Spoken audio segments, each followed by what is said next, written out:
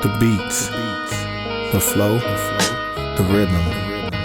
All movement starts from the streets. Streets A&R Podcast.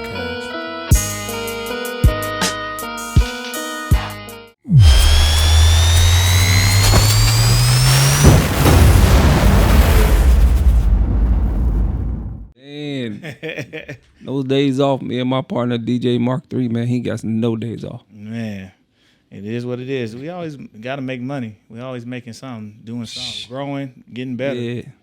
But man, we here. It's Streets A&R Podcast. It's your host, getEJIKEwithit. Other host right now is handling some real serious business. Want to first shout out and give our condolences to brother Amir Locke down in Minneapolis, Minnesota.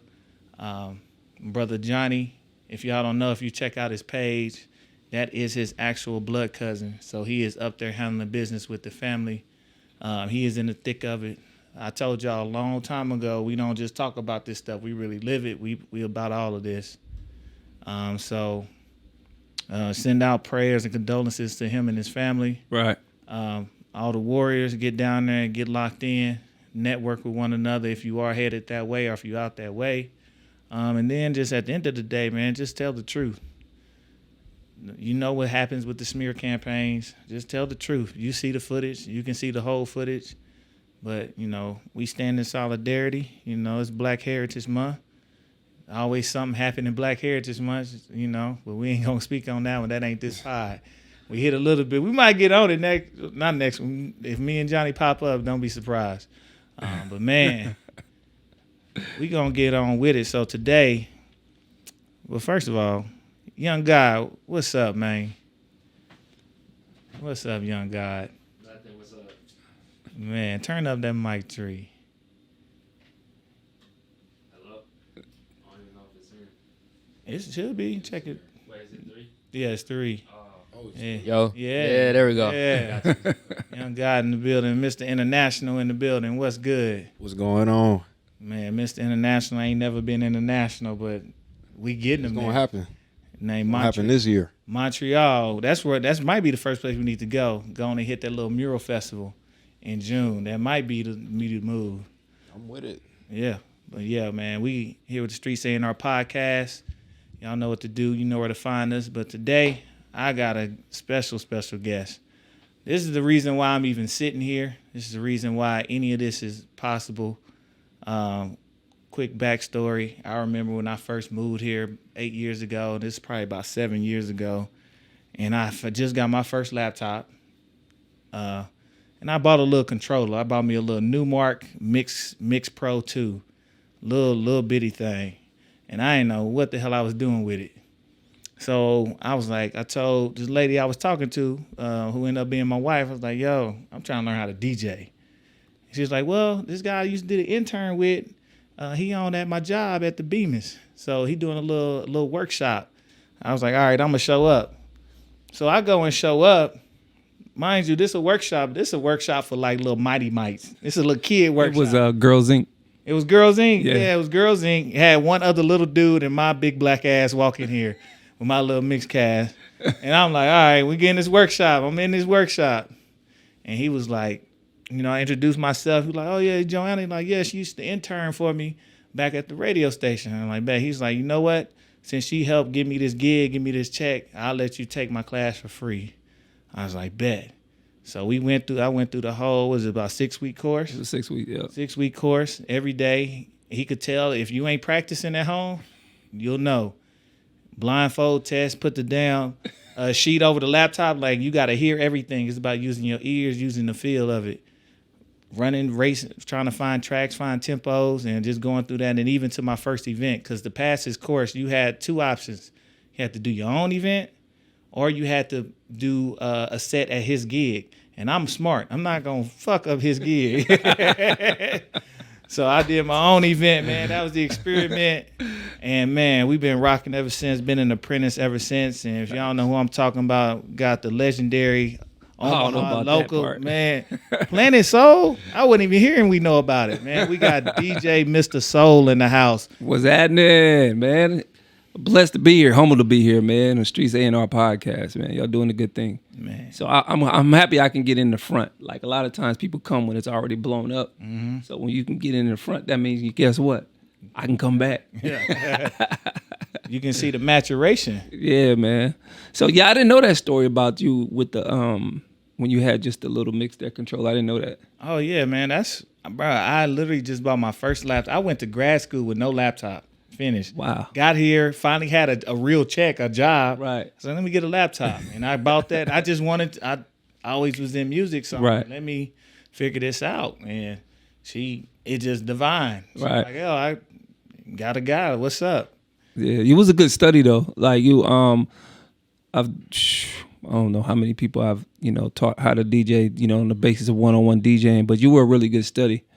I can tell you practiced, and then you practiced what you were supposed to practice, and you would do a little bit more because you would come back and show me a little bit more. Mm-hmm. You know what I'm saying? So, which is cool, man. It was a good look. And then I turn around, hear you out here doing the gigs. Well, you know what I really think was dope is that you came into the market and you carved off your own niche.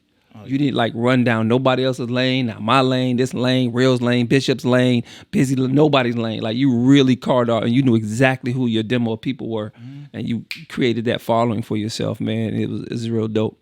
Yeah, man, we still building that lane out because we can have that conversation how everybody's just crashing into one another. right, yeah. You need a DJ, just pick one. They gonna all do the same shit, but I try to do my own thing. But. Right, yeah. Yeah, I've had some, cats coming up in the city, man.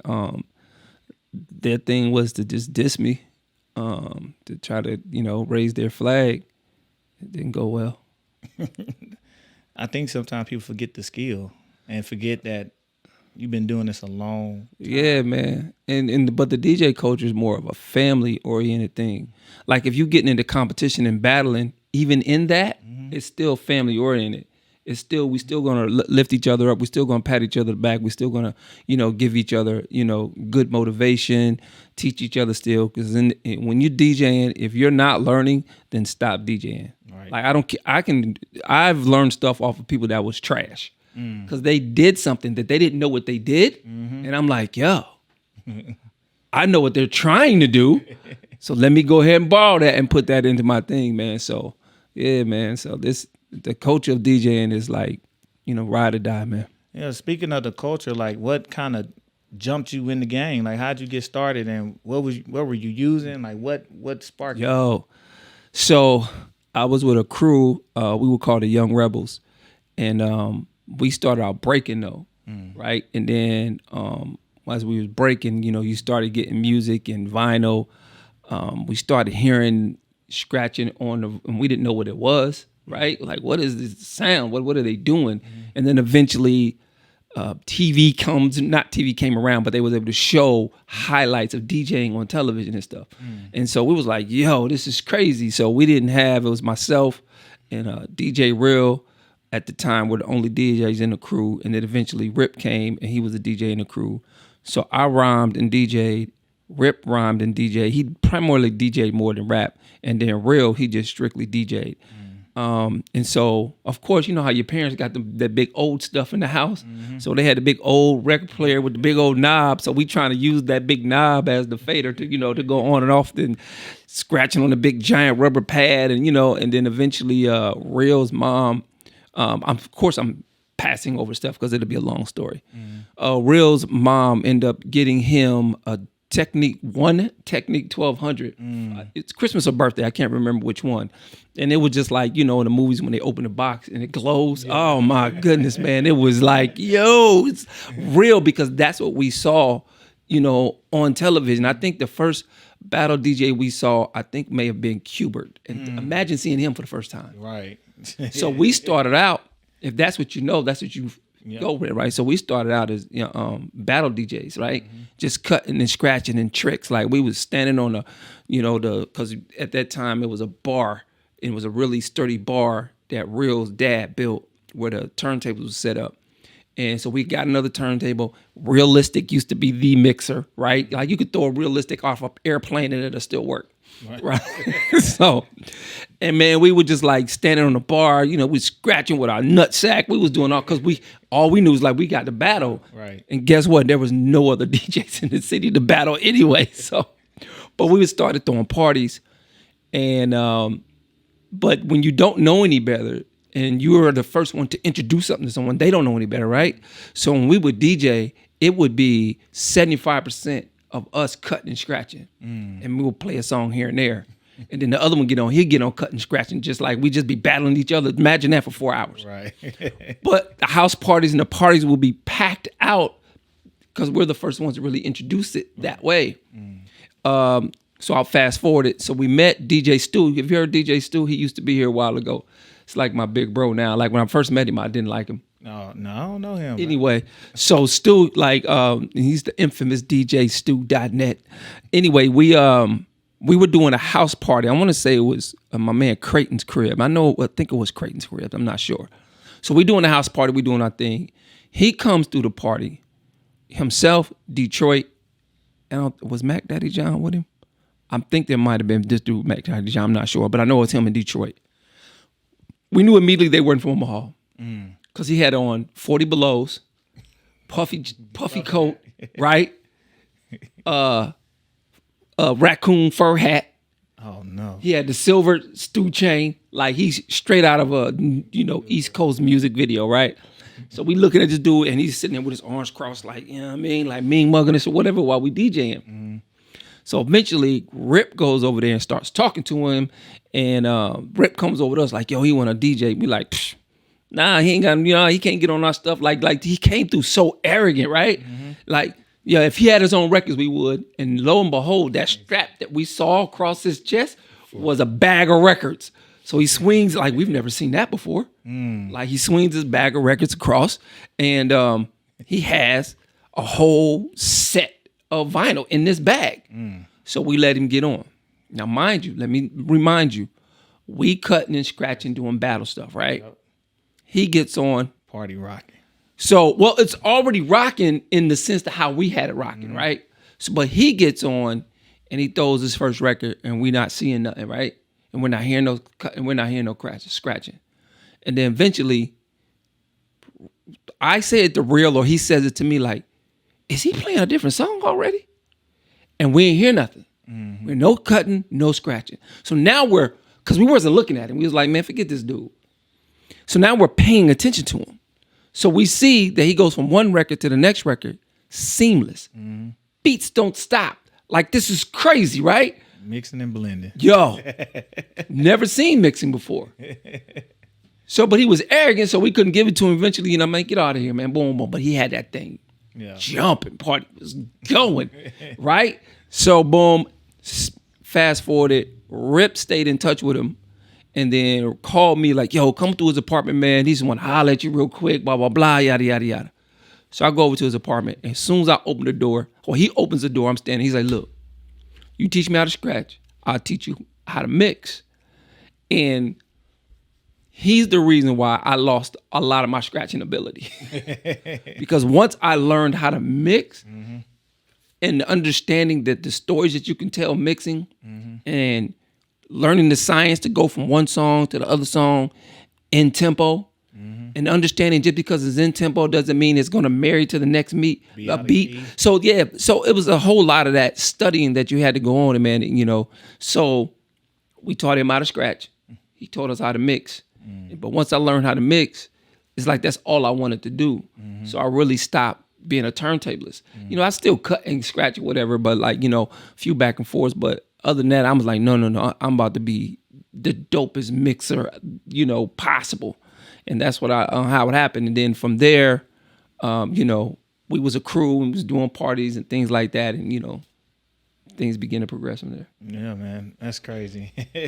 It's crazy how, because a lot of people it's like the battle, but what's a real MC or not? Like people don't understand in DJing, it's like what constitutes as a DJ nowadays, especially nowadays. Right. Is it a person that just puts a record on with a controller, hits the gunshots in the horn, when they don't know how to transition? Right. Yeah. No, that's not a DJ. Right. That's just a person that plays music. Plays music, You know, we can call him a curator, I guess, a playlister. But if you're not jockeying disc, I like that. From one to other, creating transitions, creating mixes, creating on-spot remixes.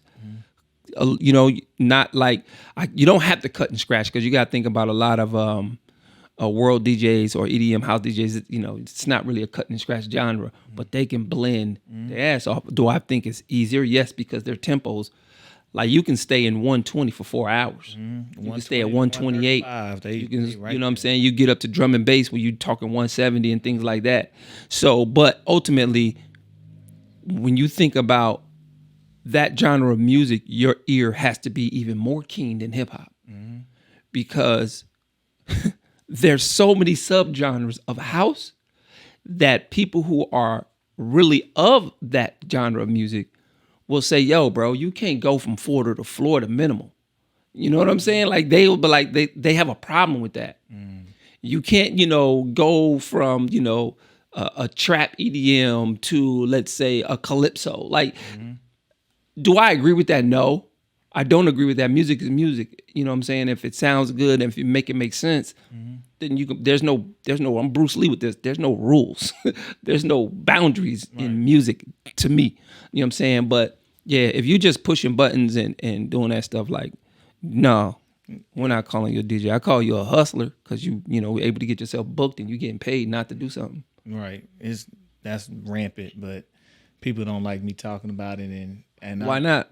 You got to preserve the culture for those that do, though, bro. Like, there's no such thing as not talking about that. Yeah, I don't listen to them clearly. Oh, okay, all right. I don't listen. Right, because we own it. I do what I do. You know, you hear some of the tracks. You know what I'm on in general as far as DJing. Yeah, like I'm not even the radio guy. I'm like, if you want a radio DJ, it's plenty. If you want an underground just trap DJ, it's plenty. But tell them to come find the records I can play. Right. Yeah. I got real crates of music, and I got digital crates. I go digging. Yeah, my heart hurts every time I look at your records. I know. You gonna tell them that? You tell them what happened? I mean, just a quick story is the house we grew up in.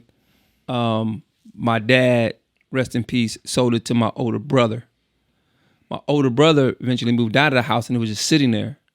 And then I went to him. I'm like, yo, let me get the house from you. Let's do a land contract. He was like, cool, bet.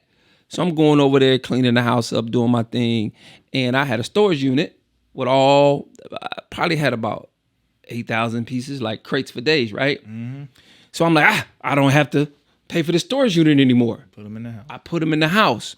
So it's going slow with me getting it together, but a cash buyer hits my brother up. And my brother doesn't tell me that he sold the house to a cash buyer. And he says, oh, by the way, I sold the house. You got 30 days to get your stuff out of there. I was like, well, when did you sell it? About a month ago. 30 days ago. So I had a Tahoe. I'm burning over there, right? And it was in the back room. And if you go around the back, I had a key. My key didn't work. That's when my heart sunk. So I go around to the back of the house, and if you jump up, you can see inside it, and that's where all my vinyl. It was just a wood floor like this. It was just all gone, bro. Like I will never get over it. So I'm hitting up pawn shops. I'm doing everything. I'm on social media. Like, yo, anybody seen it? Like, and to this day, man, somebody, you know, came up, and there were 5 techniques in there. So it wasn't just vinyl. I had 5 1200 techniques in there. I had 3 drum machines in there. I had 1 sequencer in there.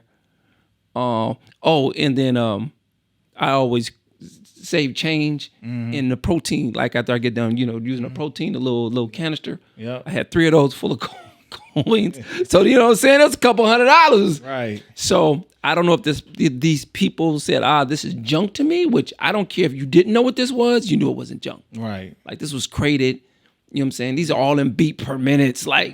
You know what I'm saying? So yeah, that still hurts. The singles too, so just yeah, man. It hurts, man. So like my man Rip, he has a phenomenal record collection. Then a few years ago, maybe more longer than a few years ago, but for a while he started collecting 45. So he has a 45 collection. That's crazy. I think Rip probably has. I know for sure he has every popular breakbeat record of the original vinyl. That's crazy. Of that of that break beat. So matter of fact, I will try to get with him so he can get on, because he's a really good historian of hip hop. He works with a lot of the legacy artists as far as like management and booking and things like that. So, but his record crate is crazy. My man Real, his is crazy too. Yeah. And are you familiar with the guy Derek Higgins here? Why does that name sound familiar? He's a black male. He's the only or the first black punk rock band here, and he's won some awards called RAF, RAF. And he had a show on Cartoon Network called Higgins Corner. Really? No, I don't know nothing about that. That's dope. He stayed down the street, and people would call in. You can go look it up now. Like it's still, right. I think it still airs, and people would call in and describe like, yo, I'm finna take this road trip to Arizona. I'm trying to find something that's kind of cool that kind of mimics the scenery. And he will go on this wall. He got a full wall of. Crazy. He knows exactly where everything is. He'll just pick a record and he will give you the actual history of how that band came together, how that record came together. Man, that's play deep. The record, then they'll do like visuals to it. Right. We were at a birthday party watching Higgins Corner because it was just like, we didn't know Derek did all this, and he just down the street. Wow. It's Yeah, I definitely want to meet that guy then. Man, I think he's right now. They say he has the largest like record collection in the state of Nebraska. Man, that's wow. I you know what? We had to get him and Rip in a room and see who got the catalog. Yeah, and you remember I never met him, but Papa Gator. Oh yeah, for sure. Rest in peace. Rest in peace. But I think his family was trying to sell the collection. Like recently? Like a couple years ago. So Man. I can find somebody to find Man, the if that's family. still out there, man, I got a check for y'all. So if you're family or friends of Papa Gator's family, please, Man. if you can't hit up Soul, hit me up. We gonna figure it out. Come on, man. info at DJMistaSoull.com. Man, we're not playing with that one. But yeah, man, it's crazy because a lot of people don't know. Like, it's not just DJing here. Like, you have a footprint in the city. Like, when I moved here 8 years ago, people would still talk about, man, did you ever go Planet Soul? We go Planet Soul. And it was like, nah, I wasn't here for Planet Soul. Like, man, that was the club. Like, what? Like, how did you end up getting your own club? Well, it was a partner situation, but it started at a club that used to be on 72nd and Cass called the Parthenon, and previous to that was the Orange Weasel. So, but I came in there when it was the Parthenon, and it's a lot to the story, but I'll speed it up. I went there to help a friend of mine paint the basement. And my friend was like, let me go talk to the owner and see what's happening. And so he went downstairs to talk to the owner. And while I was up there at the time, I think it was head of security and the club manager, my guy Ski, introduced himself to me. He was behind the bar. We was talking. He said, you ever been here before? And I had been in there a few weeks ago with this young lady named Trevian. She took me on a Wednesday night, but that, they did house music, just regular ladies night, Wednesday, white people, fist pumping and stuff, whatever. So cool. That was when I was in there. But that night, we're standing at the end of the bar, and there's people standing at the bar, and then there was this guy. I can't think his name was Todd. So music is playing, and I'm hearing the mix, and I'm saying, man, whoever's in that booth has got to be the tightest DJ I've ever heard in my life, right? Like, this guy's blends was immaculate. So I'm sitting there, and the bartender's saying, here's your drink. He's like, all right, cool. I got to get to the booth. I'm like, yo, who's the DJ? He's like, me. I'm like, well, who's mixing? He's like, oh, that's the records I get from California. So he was playing pre-mixed, because it was vinyl then, right? So he's playing pre-mixed vinyl, and at that time, those vinyls would do like 25 minutes, right? So, and they don't even DJ those. They're put together, by track, right? You know what I'm saying? They're blending that electronically. It's not a real DJ who put them together. So I was just, at that moment, and I'm like, goes back to what we were saying earlier, like, yeah. And he could DJ, but that's what he was doing in there. And I'm like, yo, this is terrible. So about an hour or so later, I go to the bathroom. He in there doing cocaine. So I'm just like, yo, this dude is trash, right? You know what I'm saying? Like, he just, so I tell Ski about that, and I was like, yeah, your DJ, he was trash, though. I was in here that night. And he's like, oh, you think you can do better than him? I was like, yeah, I really do. You know what I'm saying? He's like, go right now then. It's 2:00 in the afternoon.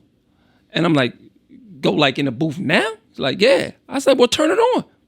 So we turn it on. Now, this is during the era of record crates, right? So during that time, a DJ is going to have his hot joint right, left, or directly behind him. So when I went up in the booth, they had a whole wall that they built, a shelf they put records in. He had records down to his right and his left foot, and then he had one to his right on the DJ booth, and one right to the left. So I knew where his go-tos were. So I'm like, all right, let me just pull out of these crates. So I'm pulling out these crates. I'm mixing now. Shout out to my man Ski if he ever sees this. But at that time, he really didn't know what he was looking at, right? So I'm mixing and doing all these things. So Ski says to me, can you do 2 of the same record? I was like, what? You know what I'm doing here, bro? Like, and I was like, yeah. So I pull out 2 records, then I start juggling the records. You know what I'm saying? And I'm doing house music. You know what I'm saying? I'm doing pat stops and everything with house music. So he was like, all right. So we get done, and then when we walk out, my man, who's my brother now, Mike, the owner, he said, hey, what you doing on Thursday night? I was like, what you need me to do? He's like, come in, I want you to DJ. I'm like, all right, bet. I go on there Thursday, Ghost Town. No one's in there. He's like, I just wanted to hear you DJ for a few hours. Now, I DJ'd on that dude Todd stuff. I'm a hip hop DJ. This dude does nothing but like pop music, dance music stuff. So I'll try to speed this up. I don't want to take up too much time on it. So I came back on a Wednesday night, and because Mike wanted to see me in front of a crowd and gave me 30 minutes. So needless to say, that Todd came and kicked me off about 15 minutes because I knew during that time, so we're talking about 96, 97, 98, the number one music in the world. Right. It's hip hop. Right. West Coast was banging at the time. Snoop dropped. All that stuff was banging at the time, right? And so I started mixing the hip hop with the EDM, with the rock music, you know what I'm saying? And the dance floor was going crazy. And then so he kicks me off. I go to Mike. Mind you, I don't really know him at this time. I'm like, yo, you know, man, what's your problem, bro?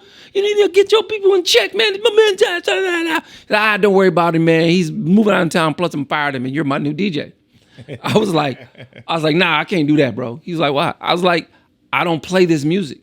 Like, I don't have it. Right. So he's like, come back tomorrow afternoon. So it was a Saturday. I come back tomorrow afternoon. He pulls out his checkbook. He's like, whatever you go get it. Right? So, me being me, I go down to Homer's. Yeah. I was like, hey, where's the house music at? Where's all the He shows me. I grab maybe 4 or 5 records of that. I go spend about $400 on straight hip hop and R&B, reggae and all that stuff, right? Go back and start DJing, and then I come up the week after the next, and there was a big for sale sign. And I'm like, man, why you hire me if there's a for sale sign? It's like, you know, the business not doing well. Me and my partners, I bought them out. We're just going to sell the business. And I was like, bro, give me a Friday. He's like, what? I said, just give me one Friday before you sell it. It's like, I don't know. I'm saying, man, you need to get on this hip hop and R&B. Like, I kind of done that before. I don't think I want to do that. You know, now I don't think it's going to succeed. I was like, I'm just asking for one Friday.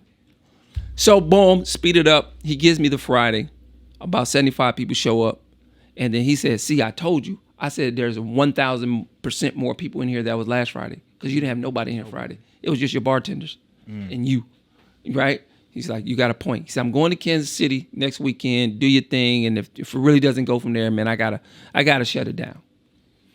He comes back Friday night. He can't get in his own club.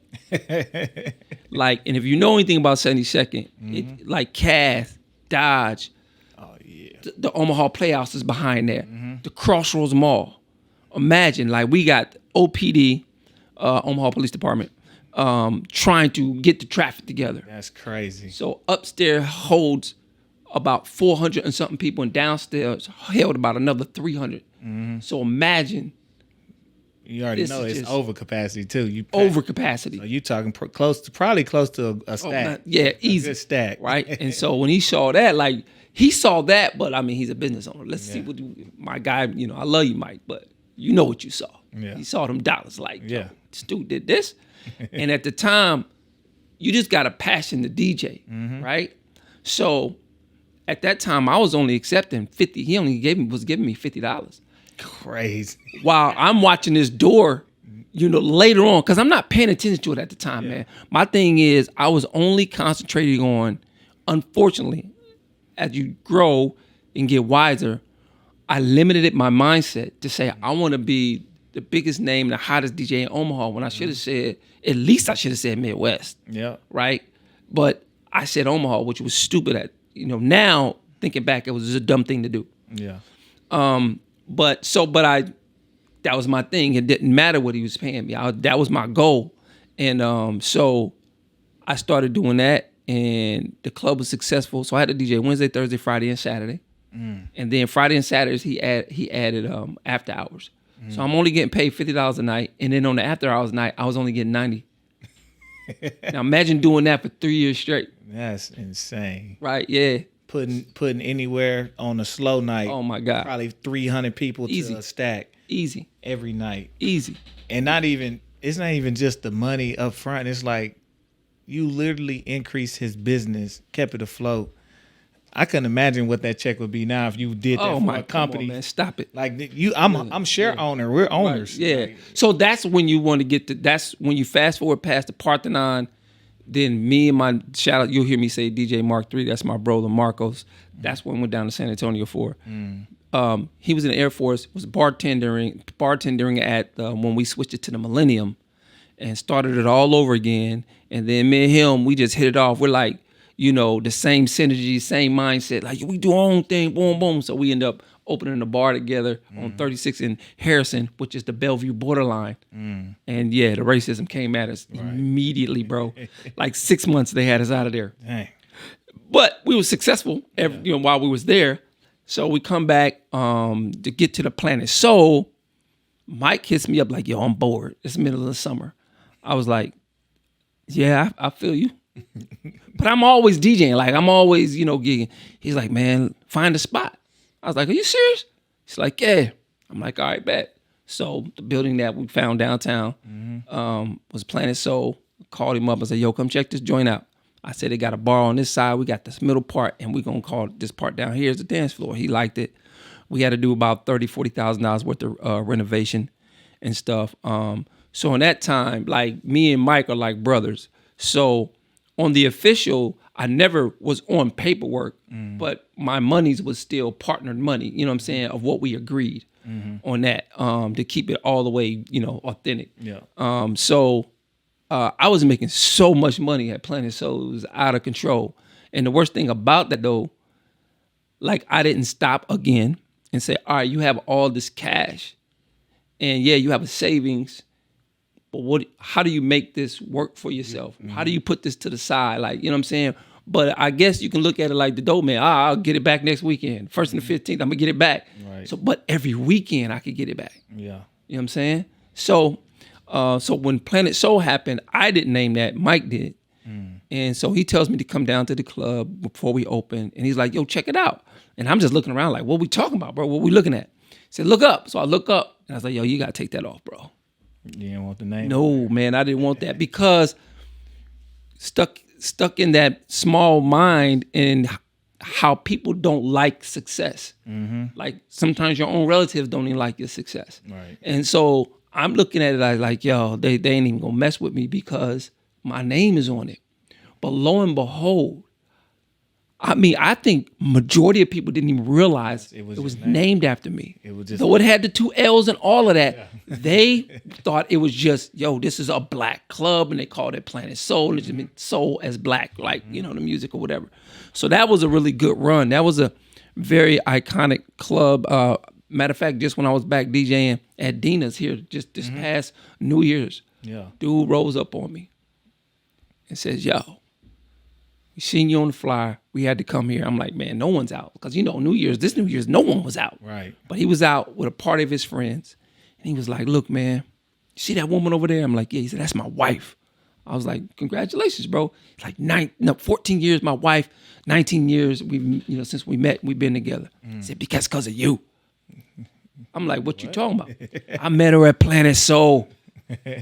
I'm like, what? He was like, told me the whole story, told me what I was saying on the microphone at the time, like all of that, right? Oh, he knew that she was the one. He remembered everything about the date. Yeah, because he's like, yo, she drove me back to Lincoln in a Mercedes, and then that day I cut off all my girls and I married her 4 years later.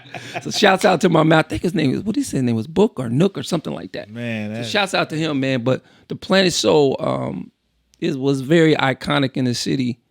And shout out to MP, shout out to Ski, Adam. A lot of people worked at that spot, man.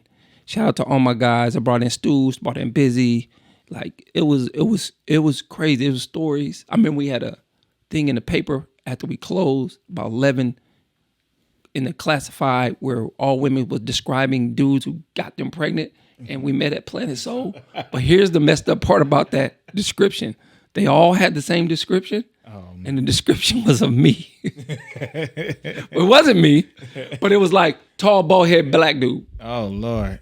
So the dudes was jockeying your look too, and No. I'm just saying that, but I'm just saying. I mean, how hard is it to do that? But yeah, man, it was iconic. I think at Planet Soul, the one that the people who were there that became shocked is. MP runs up on me. He's like, yo, Prince about to walk in here. I'm like, yeah, whatever, bro. Like, what are you talking about? He's like, yeah, Prince is coming. Now, one thing about Planet Soul, it was really a great place. And we didn't discriminate Bloods, Crips, South Family. Like, they was all in there, right? Mm-hmm. Did they tear it up? Yeah. But they coming back next week. It was just it was what it was. So I said that to say this. Imagine some of the most hardcore dudes you know being hypnotized, turned into fanboys. Prince, little light-skinned butt walk up, he just stood on the stage. I was so stuck, I just stopped the music. Like, I'm supposed to keep playing music, right? It's a party. I'm just looking at this dude like, and it's real. When people say, you see him, like, you get different. Like, you start tapping yourself for your manhood. Like, yo, why am I staring at this dude like this? Like, and he stood there. It seemed like for years. Man. But maybe it was, I don't know, 3 or 4 minutes. Yeah. And floated away. No, he did not walk. Oh, he just glided, just a cloud. He floated away. Yeah, man. So that was amazing, man. One of the best performances there was the Yin Yang Twins. And they DJ Scientist. Okay. Oh my God. Shout out to Scientist if you see this. My man, he said, yo, come here. I'm standing like off to the side because he's on my turntables. He's like, yo, I'm not that heavy, but I'm gonna need you to pick my feet up when I ask you to. I'm like, what? It's like, yeah. So he's tearing this thing down. Like, he's doing a routine that's out of control. So he's like, go ahead.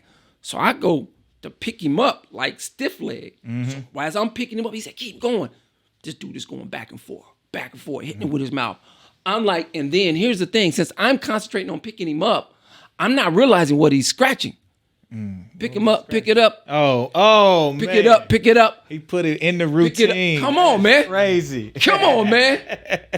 Shout out to Scientists, man. I'll never forget that. Like, that was crazy. And we were one of the first clubs to help Lil Flip. This is when he still had the little leprechaun hat on, the green and stuff. Shout out to Flip. He came through man. him. Yeah. That was a guy down in Texas, boy. Right, yeah. My man manages him now. My man Derek McKinney with Loud Music manages Lil Flip now, and Zero for that matter. Okay, bro. Yeah. So, but yeah, man, that was the Planet Soul was crazy. But that's how that went at. And I just dropped some pictures from Planet Soul not too long ago. And it set that thing on fire because people could see themselves in those pictures. Like, it was a lot of conversation. Oh man, that's that good nostalgia. I ain't that old, but it seemed like forever ago. Even just being in school, and when I repost some stuff that's still on Facebook just from that era, they be like, "Bro, we was on some wild. Like, why was we taking these pictures? We incriminating ourselves. Like, it was some wild mess going on, but it was." Yeah, lovely time. Just to even have the parties back, man. Like that's something I know we're missing, and we try our best. Some of us are really trying to bring partying back. Right. Yeah. And I say, what is the deterrent? Why aren't people partying? It's part distraction, people are distracting themselves with other things like social media Right, while they're yeah. out trying to show people they out and having Right. fun Yeah. instead of having fun. Right, yeah. But then I also tell people, y'all don't remember there was a big shift in music from about 2008. Well, that's when the trap era came. Right. And that became the club music. And what people don't understand, like, well, how did that mess it up? I'm like, well, your tempo dropped. Oh man. It's not a tempo. Like most trap music is around 70. Right. They double timed it downwards. So it kind of took that vibe out, that making people want It was just being crunk, as they say. You turned up dope boy music, gang bang music, and you bouncing like it was crazy. but not being in the city that, like, if you're not in the city that has its own original sound to that, like Memphis. So if you go to Memphis and they was playing it, you see everybody start G-walking. Right, yeah. The whole club, boom. Right. Going around. So it's an energy that start floating. It's not bad. It's just like, but when you're not in that city, like I grew up close to Louisiana. Right. So Louisiana bounce music started coming. Yeah. You know, I was playing it for my daughter the other day, playing Rolling Like an 18-wheeler. Yeah, absolutely, bro. And just everybody, I remember being out and everybody in the club started jigging around the club, doing the jigger dance. And back when twerking wasn't even restricted to just like girls, it was like a different era down there. It was a different thing. So I tell people all the time, the DJ is responsible for all of that. Like, Yeah, absolutely. we are the ones that can curate that space, and it's a hard internal battle with do I play just what's popular on the radio, or do I actually do my own thing? And if I feel like doing a party, what records can I spin to get people moving and grooving? Right. Well, that really comes down to, you know, if you're doing, especially if you're doing a themed party, then you understand what your demographic of people that you are trying to get there. And then if you understand that demographic of people, you're going to know what music moves them and what they like and what storylines you're going to have to tell. Because I think a lot of DJs just, you know, they will just DJ and not have any type of outline or prerequisite in their head of what story am I going to tell tonight, how many stories am I going to tell tonight, and who's going to, you know, be my P1, who's going to be the one I'm targeting. And for any DJ out there, if you're a new DJ, I'm going to tell you, don't look at dudes. Please don't. It's not about not looking at dudes like on that thing. I'm saying dudes don't start parties. Women start parties. And you don't need to look at every single woman. There's always a woman or a group of women who came in there specifically to have a good time. Yep. And so what you need to do is you need to pay attention to them as you are dropping music. And their energy, their reaction will tell you where to be. And then once you get them, getting the rest of the club is going to be, you know, it should be easy if you stay in there. But I know, you know, DJs don't pay attention. They don't understand, and they'll just do weird stuff. I've seen them cut some of the I've seen them play a straight twerk song and go straight to Back in Blood.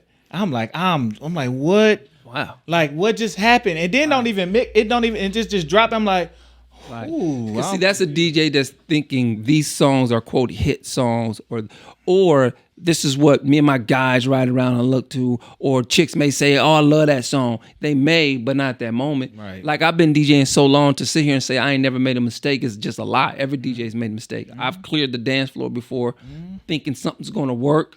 You know what I'm saying? Not like that. Yeah. Just the wrong song. Like I know where I'm gonna go, but I was like, yo, I think this is gonna be a hype right now, and it just wasn't.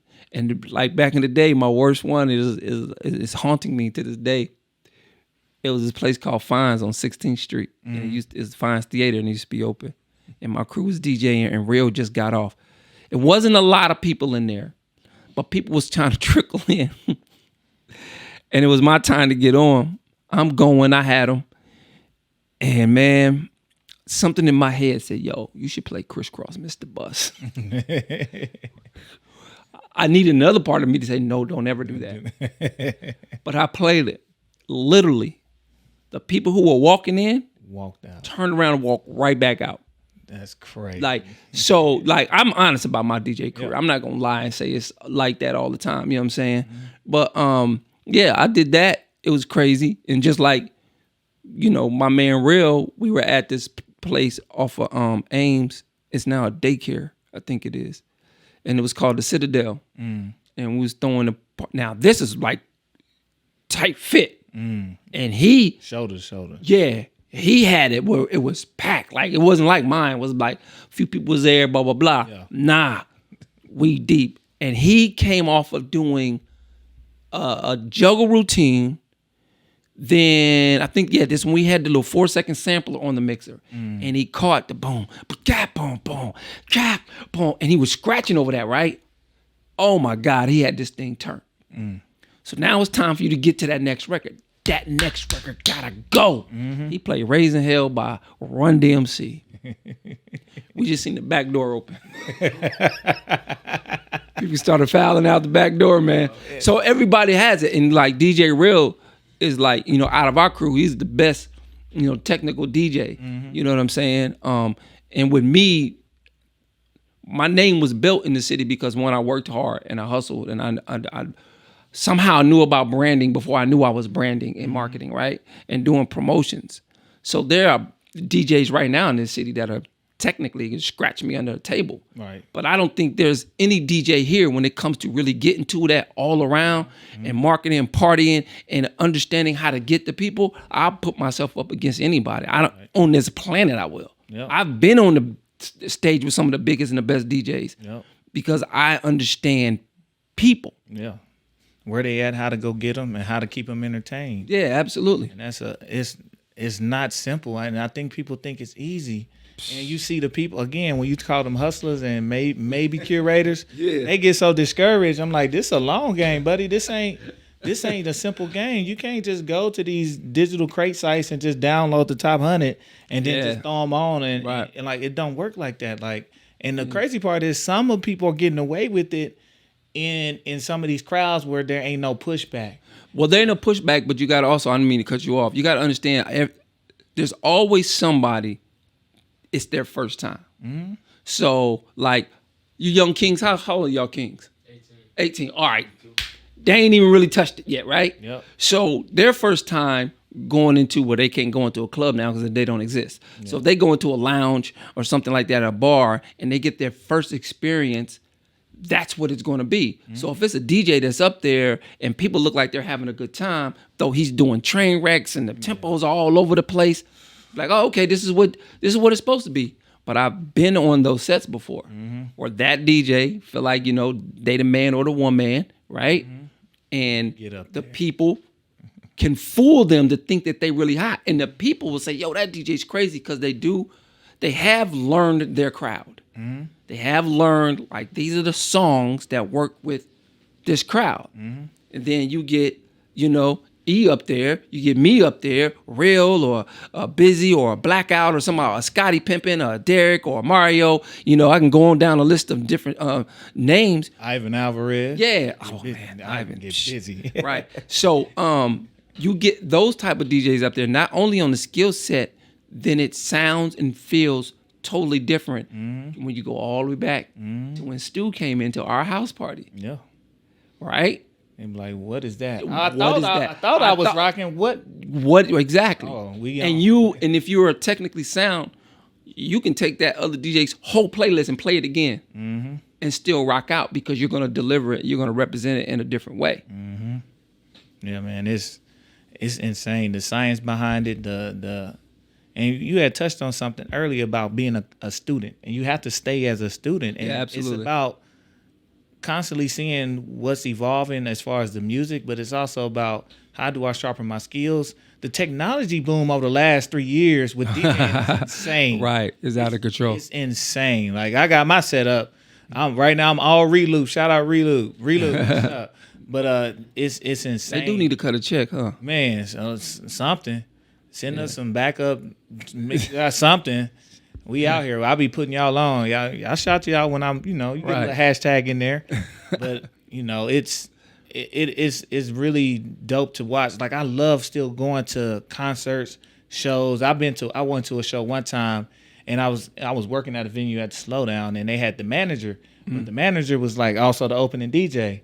So really? He was the tour manager and the DJ. He rolled his little tape out there, and you can tell from as soon as they start, I'm like, oh shit, and he got it. From moment one, he was an open format DJ, but he snatched everybody in the crowd. Open it. Nobody paying attention to nothing. Right. Everybody came from the bar and ran down to the dance floor. Right. That's dope. Shout out to that DJ, man. I've started following him. I'm gonna find his name, but it was like, okay, just because he knew what to do. He's like, I know what crowd this is.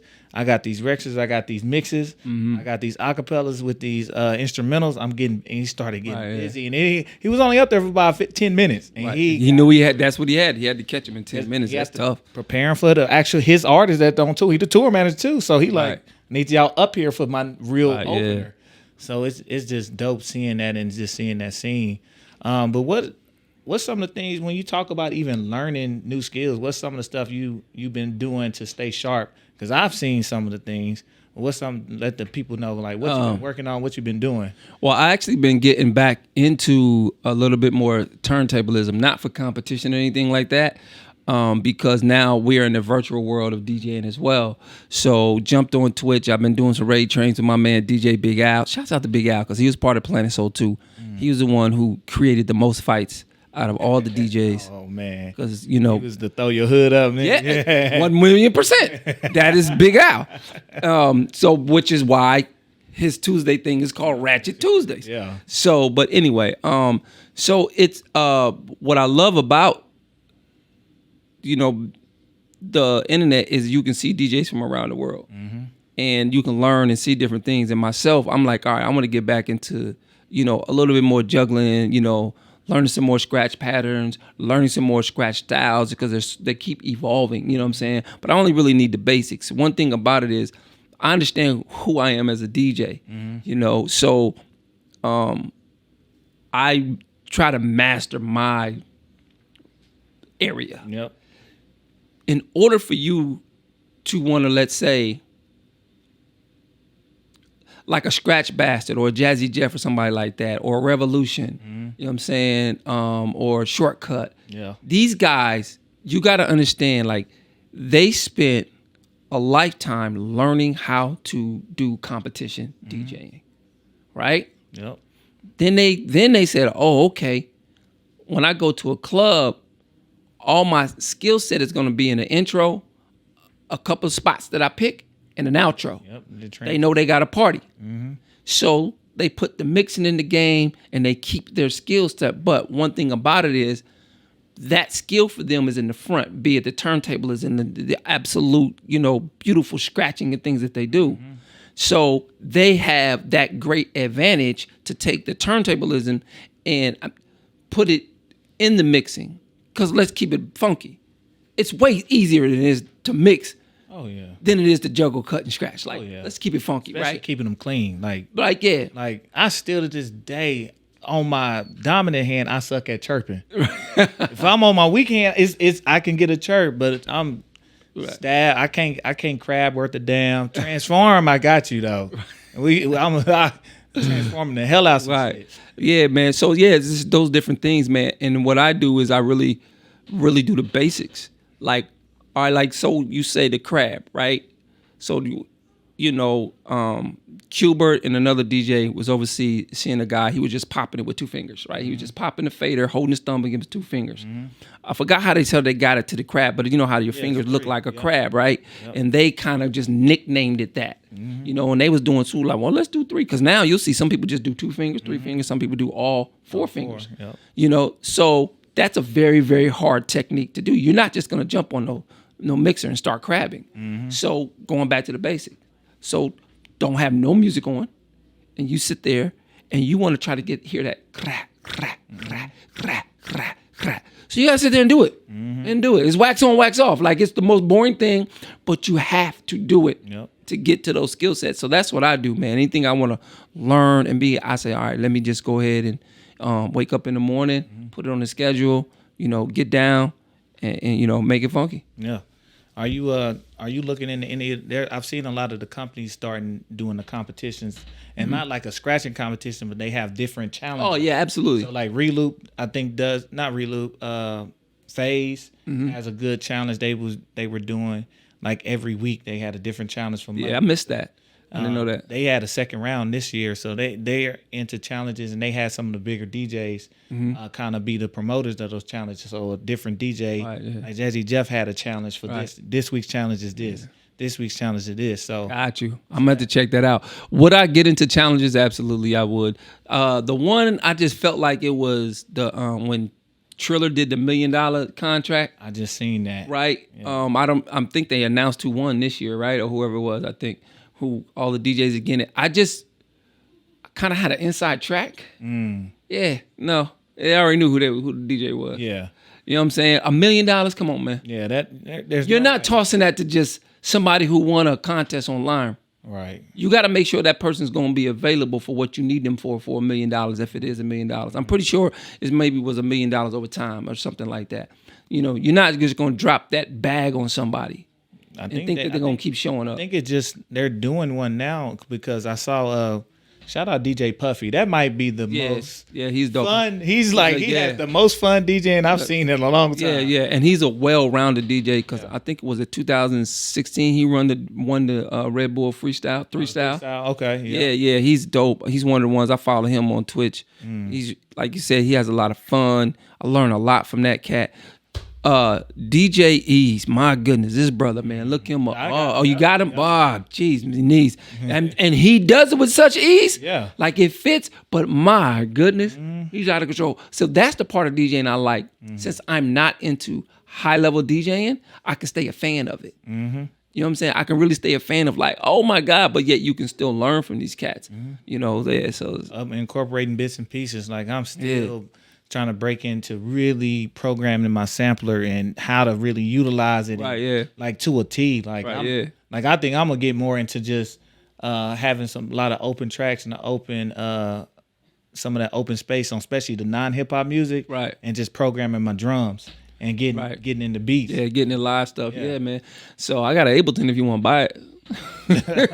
I got MPD. I'm good. You good? Yeah, all right. I got the machine. My boy telling me now, my man DJ Brasco, shout out Brasco, he's like, don't you sell that. You just ain't using it right. But so, you know, our stuff got all the pads anyway, and I don't need any extras. Yeah, that reloop was crazy, man. I just dug into that. And then you know what? One thing about that reloop, it has a lot of hidden functionalities in it. Because if you go to sampler, right? Have you ever held shift and then hit the sampler twice? There's a whole nother scratch pad bank underneath there. Isn't that the scratch bank? That's I was trying to program my scratch bank. Crazy. Yeah. So the last they took it down though because it was Chris Brown's Iffy, right? His new joint. So of course, you know, I did all the different beats over that acapella and they ended up taking it down. I used that scratch bank pad.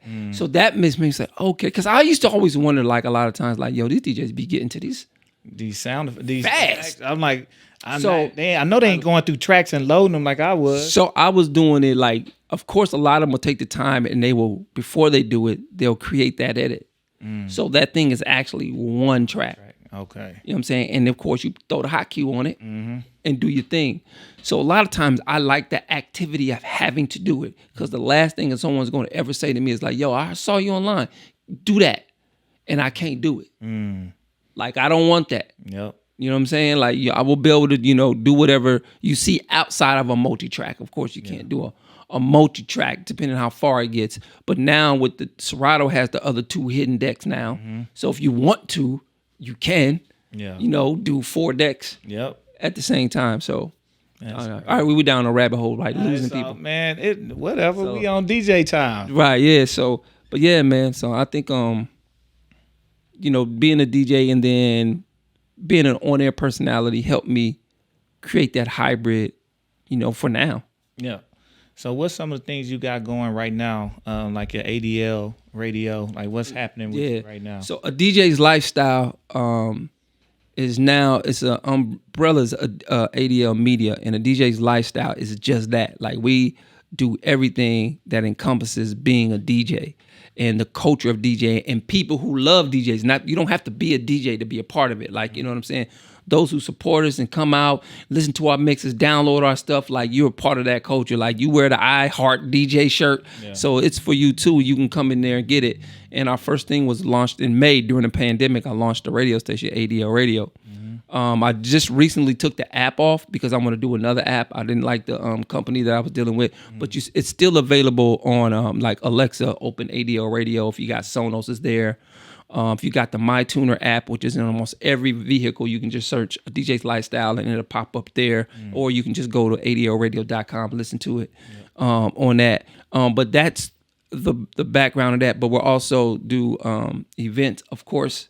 We doing different things with media, and we're also one of the things, man, that it's going to take a minute. But me and my guy, well, I told him that he's my partner now, Mark III. We're going to create a platform that is the most advantageous platform for DJs because through him. So once he came, and we really started working together, he was like, man, we have a community of people that once we put it together right, now you can get life insurance, you know what I'm saying, medical insurance. You could take part of your funds and invest it in different companies, different equities and things like that. So Mark III went to his Merrill Lynch guy. Now he doesn't like me to say this, but he's so caked up. But anyway, so he went to his people and said, hey, man, he just got the information, like what we need to get insurance, what we need to create, this investment company, and he told them. And so what we're doing is we're putting this thing together to where DJs can now come over to a DJ's Lifestyle and have those abilities. If you are a DJ and that's what you do for a living, you now can have insurance. Right. You can now do investments, different things, be it private, be it through the group. And then we're also, there's no one representing DJs as a whole. So, for example, when I look at all the DJs that are performing on these platforms, like me and you on Mixcloud, I'm on Mixcloud and Twitch, you know what I'm saying? There's no, to say it this way, there's no agency representing E and me to say, hey, you just launched X, Y, and Z, or you have a service that is X, Y, and Z. This group of DJs over here has your audience. Yep. So we go and we sell that to them, and then we give the DJ their money. Yep. So now you have a company that's out there representing you to get paid doing what you're already doing. Yep. And this also goes with your live events as well. So we know, like the sneaker con, like you got coming, right? Yep. When we get our stuff together, I'm like, okay, we get the data from you. What is this about? All right, cool. Let us go do the heavy lifting. We'll go to you, like, this is what the splits look like in X, Y, and Z. But you would be the DJ and you're the promoter, whatever. Yep. So, but we're DJs. So who gets the most of the money? The DJ. Yep. Because as a company, if we're getting, let's say, 7, 8, 10% of 500 DJs. Right, you're making money. Come on. So you might as well give the 95%, the 90% to the DJ. Plus, they still got to perform and they still got to do the work. They still got to put these things on.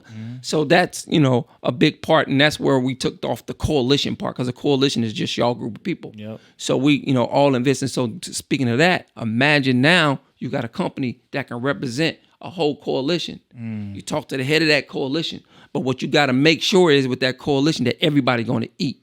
Because we have now created a deal for your coalition, not just you. Yep. Being the main guy or main girl. Yeah, that's you talking about needed, especially with groups and crews and finding gigs and just being that agent or that broker that's out here making the Absolutely. deals. Absolutely. Like people know what's, I know what they do. I know you need this and you can't find this. I got a group for you. Exactly. And by the way, y'all, since y'all full time, register as a full time.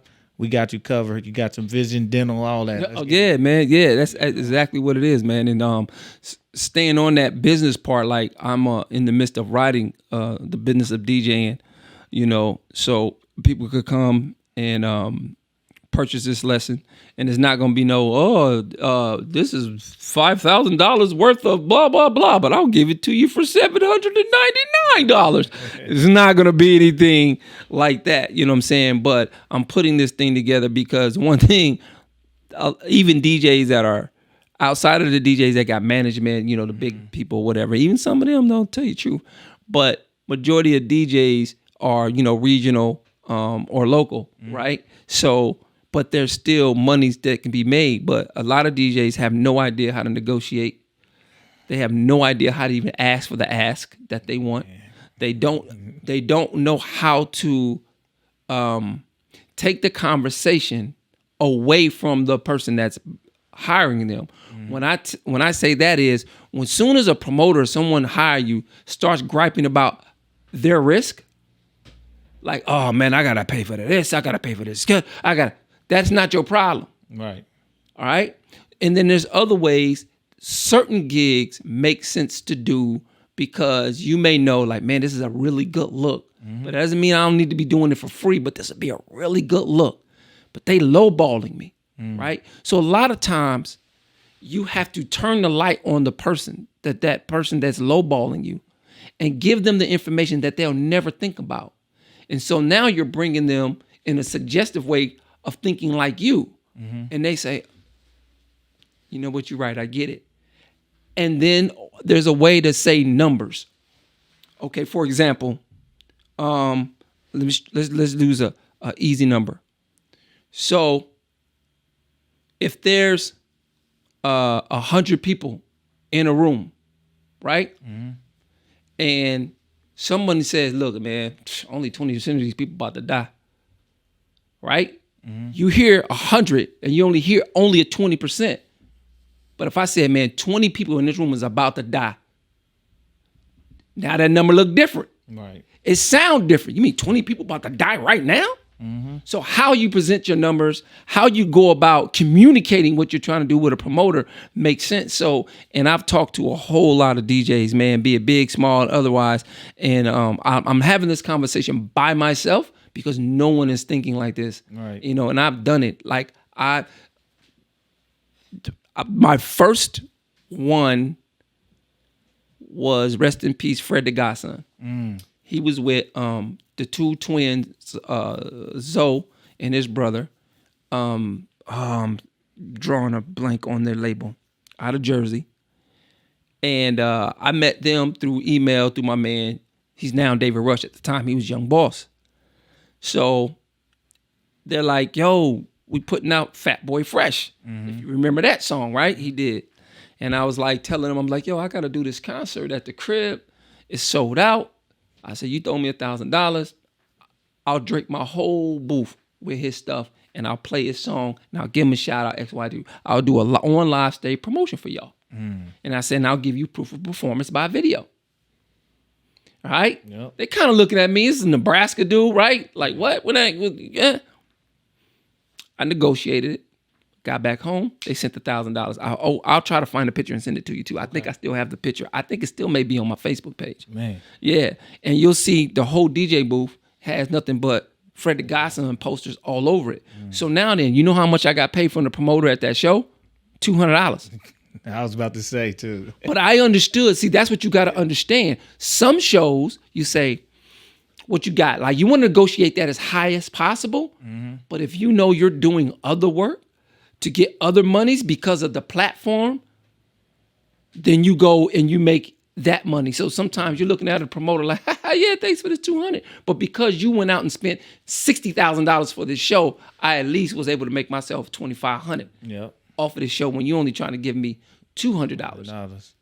Yeah, I remember there was a famous meme going around. It said, how come at the Halloween party, the first place costume getting $500, but the DJ getting $200? Come on, man. Yeah, twerk contest, $1,000. DJ getting $200. Like, it's crazy. You know, we can just ruin your whole night. Right, yeah. But man, I appreciate you coming through with this info. We're going to be on the lookout for everything, man. I don't know if y'all know, like, this man means a lot to me. This is my introduction. I appreciate it, brother.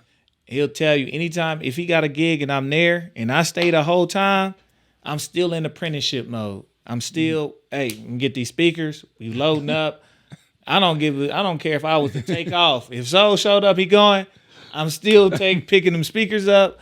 It's just like carrying the crates. Like you got to pay homage to the people that break you in. Like it's the lineage, it's the tree. Yeah, I appreciate it, bro. Yeah. You're very, very thorough. Like, yeah, I sometimes I gotta convince this man, like, I got it. I'm cool, bro. Just go ahead and take off. He's like, yo, so this is a good look, man. Yeah, but you do your thing, bro. I love the lane you carved out for yourself, man. And so then it was a shame that like it didn't go that we wanted to go, but the night we did the party, the after party from the wedding, and we was DJing together. Yep. So that was cool, man. And that's when I was like, oh, he done got his juggle up. Okay. Yeah. I got more scratching. Like I just be, man, hey, the pandemic was good. You know what I'm saying? Yeah. I had none of the time. I was getting paid to go to work. Right, and I go to work. Yeah, man. Beat Junkie was doing a free class on YouTube like every day. Oh, wow. I missed that. What? Yeah, I they missed took them that. down. They took the videos down. They put them on their channel now. But Right. they that's why I started getting better. I started just like, let me work on my craft. Yeah. Let me learn something I don't know. What I like, because I know when I go hear you DJ, I'm going to hear music I've never heard before. You know what I'm saying? Like, how you find this music is beyond me, man. Like, Sometimes I don't know. So I tell people all the time is sometimes I listen to music. I'll check out the music on the side of YouTube and see. I'm like, oh, what's this they putting out? Let me see what this is. Sometimes I buy something like on Amazon. And they'll have suggestions down if I don't know who they are. If it looks like it could be fire, I don't know what it is. If it grabs me, hey, make sure y'all get good cover art and got to do right. It goes a long way. Yeah. It's branding. And I would go check it out. Sometimes I'm on like Bandcamp and I would just be scrolling. And if it catches me, I found joints on just crazy joints. Yeah. And then I know artists, and one trick I always do, artists know other artists. So when you listen, I still listen to albums. Right. So when you're looking on an album, if they got a feature and you don't know them, go look them up. Yes, sir. So don't let this be, oh, that song was dope. And you didn't like, but that's how I find these people. Concerts too. I'm there for the openers. Because I know typically if there's a big person, they're not gonna bring trash. Right, yeah. So the opener is always gonna be somebody dope, especially when that opener's traveling with them. You know what? Shame on me. You know what I'm saying? I'm not scared to put myself on blast. So I had Isaiah Rashad's music. Never listened to it, right? It was there. I was like, I get to it. You had Sylvia's demo back then? So, no, I didn't have that. Man. Talking about right now, I got the last couple of albums, right? So, he hits headlining at a theater just a couple of months ago in San Antonio. Mm-hmm. So we go, because my man knows the people who runs the spot. And I'm looking at the name, I'm like, why does his name look so familiar to me, right? He had his guys open it up who was cool, whatever, because this is all TDE. Yeah. And Top Dog was there too. Top was there? Yeah, he was there. That's crazy. Because what is it? He's a huge Lakers fan. They was playing the Spurs, so they said, let's pick up a check while we're out here. Right. So just look at it that way. I think that's what it was. I don't know. I'm just speculating. But anyway, so I watch him perform, and I'm like, yeah, you need to be shot in the face, bro. Like, you've got this dude's music, and you ain't never opened it up. Like, that's crazy. So once I'm saying though, but yeah, I ain't got no excuse. But I was just, I was messing up. But now, I definitely rock with him, rock with his music even more so. Which is, you would think I would, because I like D Smoke. Anything D Smoke put out, I'm on it. So you would think I would. So you would think that I would be on it. Like, I wasn't, man. No, I don't know why I was sleeping on that dude. Man, I think you get so much though. Oh my God, forget about it. Like I tell people, I really think about even old school, how difficult it was to go crates and find it. The purpose was to find something that the other guy didn't have that was going to rock it. And I still take that same spirit just digitally, and I listen through tracks. I find just cuts. Man, it's just like I have to. It just takes time to listen through everything. But it's like stuff I still ain't got to. Right. So when you say like one of my favorite DJs, I subscribe to him, DJ Rob De Niro, does dope remixes, right? DJ Andre, then I got Vertical, then I got Pool, then I go Justice Demore, then I got Promo Hustle, then I got Sony, then there's Universal, then there's Money Mills, then there's Columbia. Like, so this is just me scrolling through your email right now from 10 o'clock this morning, just the very first few. So now you throw in all the independent. Now you throw in the independent promoters who are just inundating your inbox with music. So that's why a lot of times it's hard to cut through and find that gem. But what helps, let me say this to the artists out there. E just said it earlier. If it looks like something, a DJ is going to be more ample to look at it, right? Now, your subject matter, that's what we see first, is that black bold letter. What is the subject? That subject matter needs to draw us in. And the words hot and fire ain't the ones that always do it. No. You know what I'm saying? Like, it's got to be something on there that draws in, because you're competing with, Sony, you're competing with Columbia, you're competing with Vertical, you're competing with a lot of these, record pools that are getting paid to promote to us. You know what I'm saying? So, but yeah, man, that's it, man. I just feel like, but yeah, it's a wild game. I still don't know how I do it. I just do. Oh it. Yeah, you be finding some hate. I'm gonna give you one right now that just came out. I'm gonna give you one. On Saba out of Chicago. Okay. He got a song. Saba might be the only person in the world that got Lil Durk and Black Thought on the same album. That's amazing. So, because he's from Chicago and Lil Durk still mess with him. But he got a song with Lil Durk. And that is one of those hard, not drill, but like hard-hitting trap-like beats. And it's a throwback to the old 3-6. Oh, really? Like okay. His whole album sounds like he was getting the feel of music as he grew into himself. Okay. And dealt with stuff, but that's like a 3-6 ode, and you be like, how you spell the Saba? Saba. Oh, it's just like that. Okay. Yep. And it's a song called Survivor's Guilt. So you get that, and you can be like, start mixing some stuff with that one. All right, that's what's happening, man. I ain't gonna give y'all no other. I got some cold mixes that's just songs that just hard. Right. But I'm gonna keep them. One day I'll give y'all some secrets. Man, see, what you need to do is go to the website, right? FTP that mug. And, hey, we can either buy it a la carte for a couple $1 or two, or give a subscription base, because that's what's happening over here. ADL, there'll be a subscription base, because my I got terabytes of music. Yeah. You know what I'm saying? So, it takes a while to get it all, together, but eventually I'm gonna put that up, and you'll just be able to come through and just cipher through what you want. You can either do a subscription, or you're gonna be able to just buy download it a la carte. I can't say buy it because you can't sell other people's music. Yeah. But we're providing promotional services. So, but yeah, you'll have access to it. That's the word I need to say. Yeah, access. You have access. Access that's downloadable. Yes. You know what's crazy about that, man? Not to tangent, is like, you see, like, if you jump on Instagram or Facebook, they shut you down, right? Like, it's copyrighted music. You got to copyright. Didn't I just show you the labels sent it to me themselves? Right. So what do these labels expect us to do with the music that they send us? As a DJ, they want us to play it. Yeah. We are now in a hybrid world of online and real life. Yep. And a lot of times, it's going to get heard even more online. Yep. So if you keep having these copyright infringements on it, the music of the artist you want ain't going to get out. Well, that's a fight behind closed doors between the labels and the owners of these social media companies. They're trying to figure out the money. That's why the labels themselves probably aren't copywriting. Again, there's only a few really true 100% legal playing online services. Yeah. There's only a couple. Yeah. All the way 100% legal. So when you have like the Grams and the Twitters, they, outside of a few people they let slide through, they are like, we don't want any backlash because we still trying to figure out the money on the back end. How we gonna get paid? How we gonna monetize this? And because the labels, there's no way a label is gonna say, don't play my song.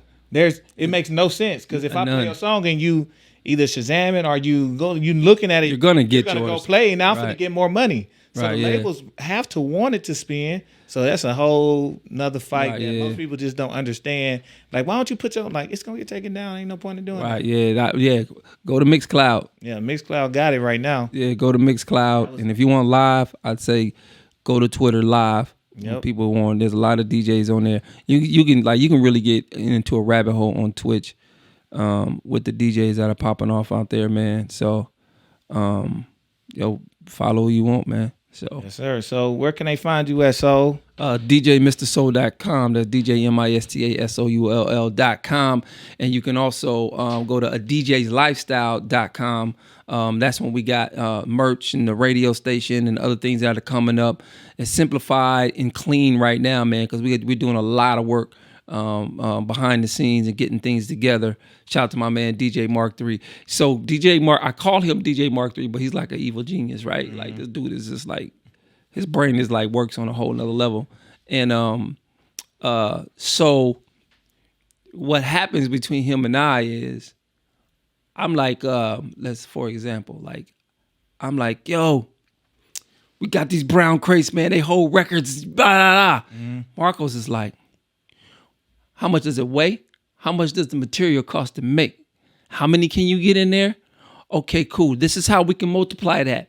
Matter of fact, that got 3 slats on it. I'm going to go over here and I'm going to talk to Mike's Hard Lemonade. Mm-hmm. And we're going to make sure Mike's Hard Lemonade is on the side of your crate. Like that's him. Like he's crazy with it. Like, so for my brother to be that, like we like a good yin and a yang, with each other. And he's really put just straight up a lot of faith in me as just a talent, just like I put a lot of faith in him mm-hmm. as like, all right, man, I'm gonna give you carte blanche to run the business, but I still be trying to get him on them turntables. He be coming over my crib and getting on though. So, but yeah, man, we got a lot of dope stuff happening. Yes, sir. And you can find him, Mista Soull, on all your socials. Yeah. Mista Soull, or put a DJ in it. DJ Mista Soull. On that, man. I want to give a shout out to you, bro, and the squad. Shout out to Knogood, of course. Blessings go to him, man. The 2 young kings. I can't remember. I know we got young Andre 3000 right there. So, and we got my man. What's your boy? That's what's his name? What's the lead singer from Arrested Development? Oh man, I know you're talking about. I forgot his name. Wise or intelligent or something. So. It's something like that. Some adjective of his name. Though. Shout out to them 2 young kings, man. Over there. Has somebody told you that before, bro? Oh yeah. All the time. You know it. You look in the mirror and be like, yeah, I got bars. Yeah, man. Yeah, just call me Andre 1500. Right. You know what I'm saying?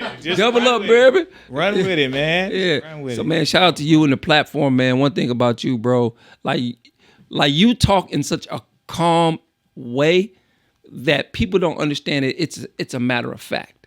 Mm-hmm. We were talking earlier, like you was like, yeah, I'm gonna do this podcast, I'm gonna get this thing going, and people were like, yeah, all right. And then boom, there it is.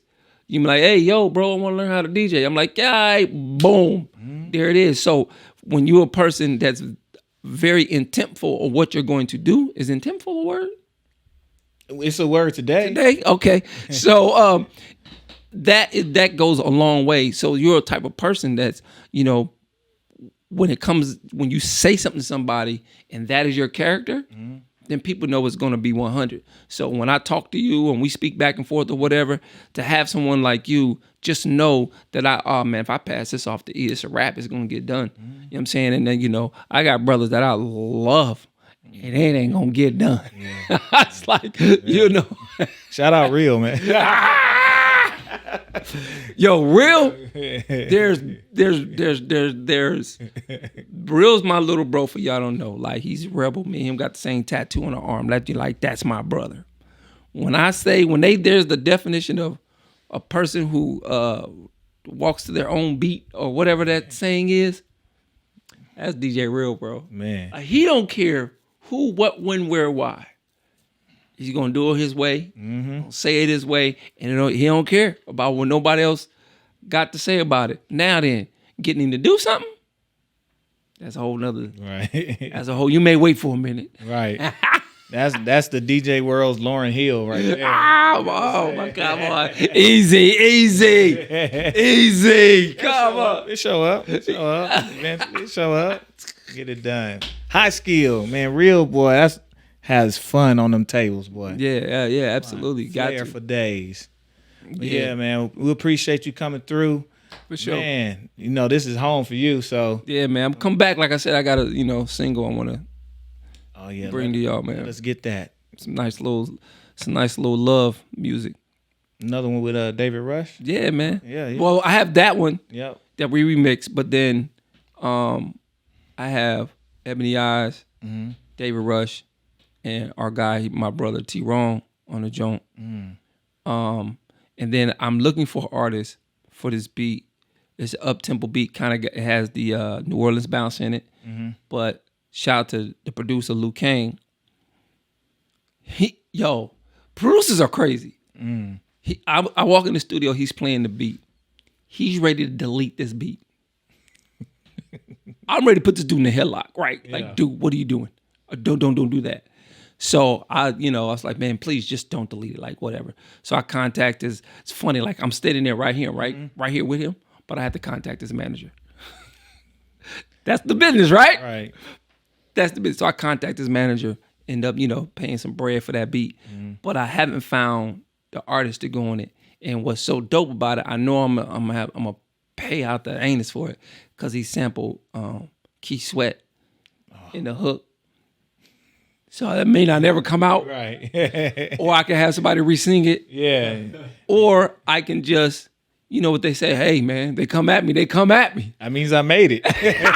They come in, that means they made but it. I need artists on that. Man, well, send it my way. Let me listen to it, and I can shoot some messages out.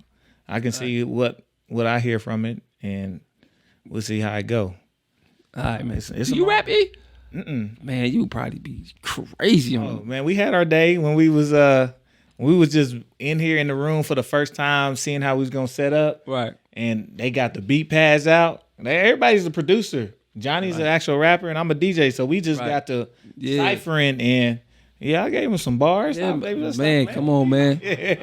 Man, you got that crazy vocabulary, man. Barn What's funny is like there's this E, and then the E got me in the tie. Talk to me when you got your tie on. I talk about the same. I'll be using some words. If you look at our pod, like I'll be pulling the vocabulary out. Some dubious shit. Yo, T.I. Hey, but I ain't that far off. He be trying my shit natural. You think he be trying? You don't think that's him naturally? It was he acquired that vocabulary later in life. Oh, absolutely, absolutely. And I'm glad he's using it. And don't get me, I love words. Like I'm glad when people can use words, and I wish more people use their words. Right, yeah. Instead of saying like table, because it's lit. Yeah. I remember I man, I don't want him to see this because I do want to do another one with him. But I remember I hung up on Lil Wayne. Because I don't know if this is when he was like fully on the pills. Yeah. Because he called into my show. And I'm trying to talk to the dude. Like, I don't just do regular. You got your publicist questions. Where's the album? And then I want to get into some other. I'm putting him on me. You're like, what the fuck is this dude saying? So I go back. I'm me. I do my interviews. I'm like, So I'm like, yo, bro. I'll just like click. I just couldn't take it no more, man. It was the worst, man. Cause we couldn't even get a language. Shouts out to Lil Wayne. Much respect, but that interview you did with me, man, was not a good look. And he's done thousands of interviews. He probably like, boy, I don't even remember you anyway. So that one of my best interviews was Russell Simmons. I got in trouble at the radio station interviewing Russell Simmons because I had him on for like 25 minutes straight. Now we talking about the 106.9 right now, like 60 seconds, 30 seconds, out, back to the music, back to the commercials, right? So imagine me taking the radio station hostage for 20 minutes. But I know we don't get that. Right. The city is not going to, the culture, our city is not going to get Russell Simmons like that. Not at all. Right, yeah, so I did the same thing when I interviewed 50 Cent. He's, 50 Cent, he talked better than some people's albums. Man. Like that dude is just a great listen. So that was great. One of the good interviews when I met him was Rick Ross. Was a very genuine, like some people just got that good energy. Yeah. It was Rick Ross, but I interviewed him before he came into town. And then they was doing a show here and he was doing one in Des Moines. So the promoter in Des Moines was in the studio. So after we done with the interview, I was like, yo, your guys here, you want to get them drops and blah, blah, blah, because they're buying ads on our station. Okay. So, my man Rick Ross, he does his intro, like, yeah, catch me in Des Moines, yes. Yo, we crying like, what the heck is a Des Moines yes? So I gotta stop him like, yo, it's called Des Moines. Oh, go get young blood. Go ahead, young blood. Man, my bad. Let me run it back. Like, yeah, man, that's some pretty. Doing radio though, I don't like the format as far as what it did, for me as a DJ and being an on-air personality, man. I was able to, do a lot of dope interviews, bro. Yeah. And just that practice, that run, like being able to speak and know how to line up questions and to actively listen and to reply correctly and to not get a nigga tied up in something. Yeah. Not a DJ Vlad and a nigga. Oh, no, heck no. So when the game first dropped, when he was with it, he was on the set of MTV.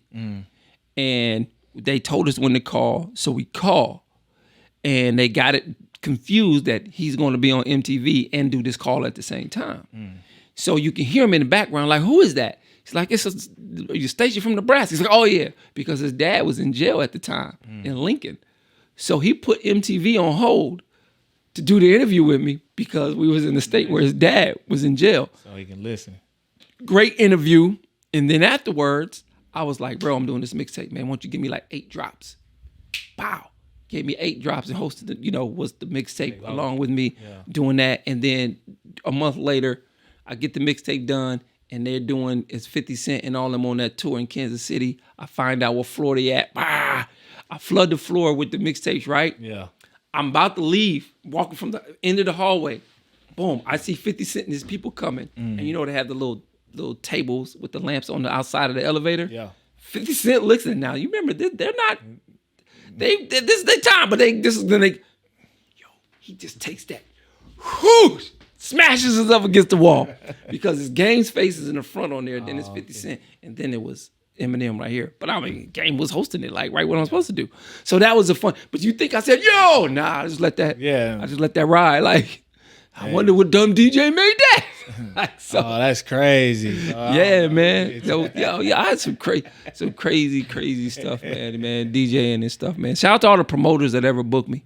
Yes, sir. Can't name them all, then I get in trouble. Nah, yeah, just y'all did that. Yeah, man. Good look. I did some dope shows, man. Yeah. So yeah, we trying. Soul still working. Ain't no getting old, my man. I think you vegan or vegetarian? Vegetarian, working out. You gotta, hey man, if you see a DJ with turntables, that means you in shape.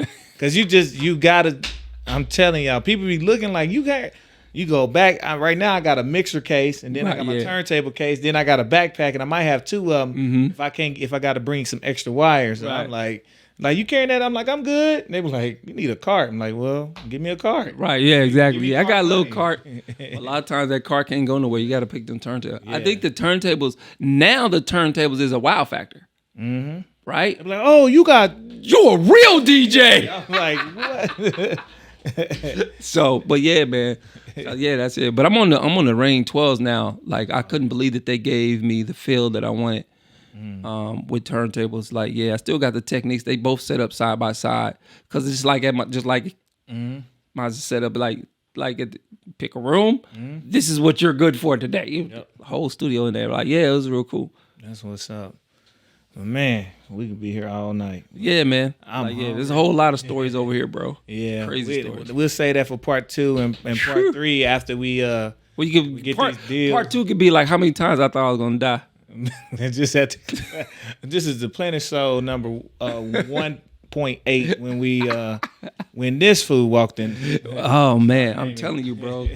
Like God got me, man. Hey man, Nebraska is a known club killer, boy. Bro. I'm trying to tell you, man. I've been in some things. Me and my guys have been in some things, man. Like straight up, bro. Yeah, man. We're gonna say that one because I'm telling you, people just don't. This ain't belly, but don't get it twisted around here. Oh man, don't get it twisted. You know, it's a whole joke. People like, why black people ain't scared of serial killers? He's like, we party with them every weekend. Oh, that's funny. Yeah, man, we do our thing, man. But it's like, I've been in some very, very, tough situations. Just being in the environment. But I'm still here. And one thing about it, like, you gotta.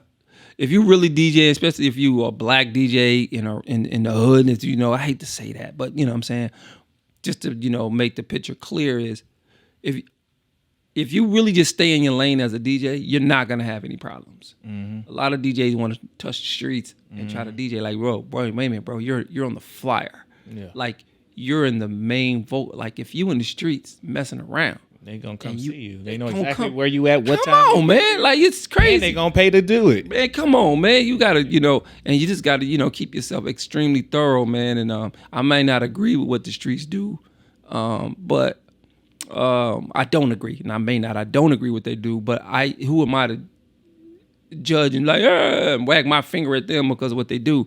But I always respect them. They always respect me. And like, unfortunately though, you become a barber sometimes because I've been told some things. Yeah. You shouldn't have known. I'm trying to tell them to shut up. Like, no, don't. Like, no. I'm not. Who you talking about? He might act. Don't tell me. Just, No, I don't even want to know. I'm a mob wife right now. I don't know what my. and it was always like, so man, you thorough, man. We already know you thorough, man. I'm like, I'm not trying to be thorough like that. I don't want that because believe me, if they knock on my door, I'm a civilian. I'm telling you. oh man, god dang. Well, first I'm gonna go with that. I have no idea what you're talking about, right? But if they somehow can put me in a situation, oh yeah, let me holler at y'all right quick. Like, hey man, what do you want me to explain to them? What gets? I'm gonna help you out, but I'm gonna just let you know I'm jammed. Right, yeah. But nah, man, it's all good, man. I love it. Yes, sir. Wouldn't change it. So okay, this is the third time we saying goodbye, right? Yeah, so hey, follow the Streets A&R Podcast. Y'all know where to find us: Instagram, Twitter, Facebook, also podcast. We on everything, pretty much except for Apple right now. We gonna get that one straight too. But Spotify, Google, Facebook got podcasts. We on Audible. We kind of all over the place, man. So, and also on YouTube. Check our YouTube channel out. We still on the road to 100. We need those 100 subscribers on YouTube so we can actually change our URL to say Streets A&R. So right now it's just a bunch of letters and numbers. And also we still ain't got this P on our sign for hip hop. It's a hip hops. What's up with that? We ain't got a P, so we need some money for the P. We need them subscribers. Like, are you being real serious? We need a P. Bruh, like, are you serious? We can get a P, but we Oh, ain't like, got a oh my God, yo. our fans are gonna get us a P. That's gonna be their hip thing. hops or hoax. Yeah, man, but it still look cool. That's a cool way to spell hip hop, like, cause we ain't got another P. I guess Wow. they put everybody talking Or about you pushing can take P's this- right now. Make it hip hop and make it the Oddcast.